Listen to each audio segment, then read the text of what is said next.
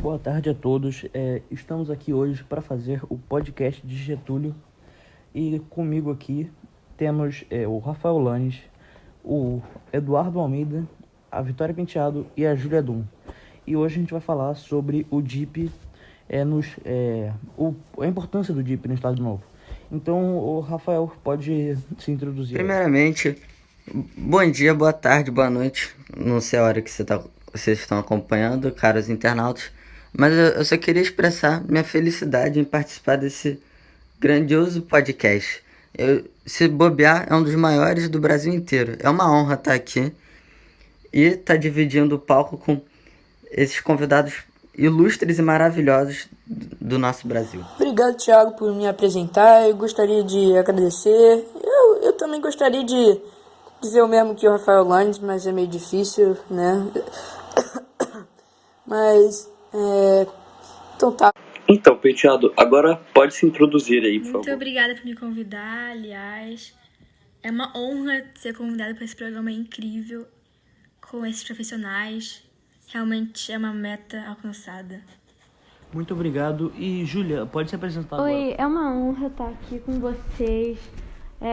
Peralta, muito obrigada por me convidar para esse belo podcast. Tá bom, agora eu vou fazer uma pergunta aqui pro Rafael. E qual que é a importância do veículo de imprensa livre para a democracia? Que os internautas querem saber. Os veículos de imprensa, Peralta, têm um papel muito importante na sociedade e na democracia, seja eles prestando serviço à população ou até mesmo denunciando irregularidades. O jornalismo meio que funciona como uma forma de esclarecer e apurar os fatos que estão afetando diretamente a população. A imprensa livre é fundamental para a atualização do sistema político brasileiro. Para isso, a imprensa precisa ser livre de censura, como acontece nos dias atuais, ainda bem. Por isso também, até hoje, tem muito a história do combate da fake news, se for ver, que isso aí também mancha a democracia e as pessoas... E é por isso que a imprensa toda hora bate na tecla para acabar com isso. Porque se tu for ver, a fake news meio que também manipula a população. Era tipo como na ditadura do Estado Novo, que os membros da imprensa também eram diariamente perseguidos e censurados. Nesse período, o que aconteceu foi que o Getúlio implantou ideias fascistas e acabou desenvolvendo um sistema de controle sobre a propaganda e imprensa do Brasil, que ele criou foi chamado... Cara, o DIP ele era responsável por inspecionar o material de qualquer meio de comunicação. Isso acabava incluindo os rádios, os jornais, cinemas e revistas daquela época. A função desse departamento era basicamente enaltecer as ações do regime varguista e valorizar esse sentimento nacionalista brasileiro. Cara, é muito doido pensar que provavelmente a memória de todos os brasileiros, da maioria pelo menos, que viveu naquela época, devia ser completamente distorcida da realidade, já que eles apenas recebiam notícias positivas do governo, muito por conta do trabalho do DIP, que acabava impedindo a população de receber as notícias negativas. E eles manipulavam a população. Cara, isso é absurdo, mas era o que o Vargas fazia, infelizmente. Tu imagina, vários estados tinham órgãos filiados ao DIP. Esses órgãos, assim, eles eram meio que chamados de DIPs. Nome estranho, né? Sem criatividade alguma, né? Mas, enfim, voltando ao assunto. Essa estrutura era altamente centralizada e permitia o governo exercer o controle da informação, tendo domínio da vida cultural do país. Também manipulando, né? Pô, impressionante, cara. Impressionante. Uma dúvida aqui, Rafael, quais são os exemplos de ações de atribuições do... Falando na sua pergunta, interessante ela, né? Uns exemplos das ações e atribuições do DIP eram a Agência Nacional, que eu sei que acho que você sabe, né, um pouco, eu vi umas pesquisas suas na internet, muito interessante sobre a Agência Nacional, falar nisso. Você pode explicar, que você explicaria melhor do que eu acho, né, seu Peralta. E também tinha o Cine Jornal Brasileiro. Isso mesmo. A Agência Nacional, que é um órgão criado pelo governo, que censurava principalmente as notícias, e o objetivo era justamente divulgar os atos de administração federal e as notícias de interesse público, e também distribuir propaganda dos órgãos governamentais. Eu pergunto para você, Eduardo, o que era o programa A Hora do Brasil e qual era a importância desses programas para a propaganda de Getúlio? Como o Dr. Lanes disse, o DIP fazia a censura dos meios de comunicação para o controle da opinião pública. Para atingir essa meta, o DIP também criou programas que apelavam ao nacionalismo e traziam uma boa imagem ao governo. Um deles, o Hora do Brasil, atraía a audiência com suas 3 finalidades: informativa, cultural e cívica. Com finalidade informativa, o programa atuava como um noticiário oficial do Estado e de seus feitos.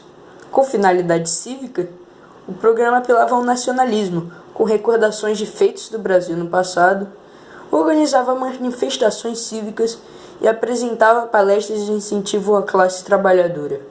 Com finalidade cultural, o programa apresentava músicas que eram principalmente brasileiras. Apresentava shows, exposições, radionovelas e entre outros. Finalmente, o programa aproximava a população ao governo, fortalecendo a imagem de que Getúlio Vargas era um homem do povo. Agora eu tenho uma pergunta aqui para Penteado. E o que era o cinejornal e qual era o objetivo do cinejornal?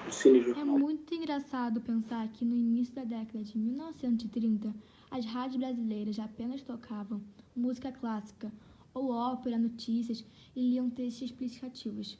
E só a partir de 1932 o governo permitiu a veiculação de propagandas, o que mudou o programa de rádio e passou a difundir conteúdo de apreensão do público em diversos gêneros musicais, esportes, humor e cultura pública como temos hoje em dia, né?